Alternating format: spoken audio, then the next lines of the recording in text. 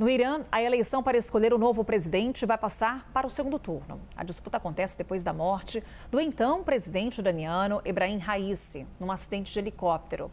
Quem vai trazer as informações para a gente é a Priscila Yazbek. Oi, Pri.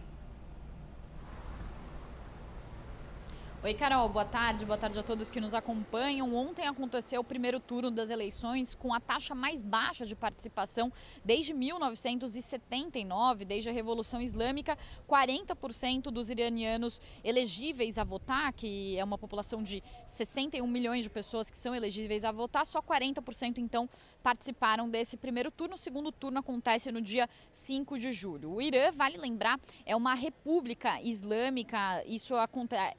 A República Islâmica foi instalada depois da Revolução Islâmica de 1979, que depôs a monarquia, e o sistema de governo é um sistema complexo, mas o líder absoluto do país hoje é o Ayatollah Ali Khamenei, e é uma república que segue os preceitos do Alcorão, considerada também um dos berços do fundamentalismo. O único candidato moderado na disputa saiu na liderança no primeiro turno. Ele é Massoud Pezeshkian, é um médico de profissão, foi ministro da Saúde, também já participou anteriormente de governos considerados mais moderados e também atualmente atua como parlamentar, isso desde 2008. Ele tem uma visão crítica do governo do Ayatollah Ali Khamenei e inclusive se manifestou de forma oposta a Khamenei depois da morte de Mahsa Amini em 2022, que é aquela garota que foi morta em circunstâncias não esclarecidas depois de usar de forma considerada incorreta o hijab, o véu islâmico,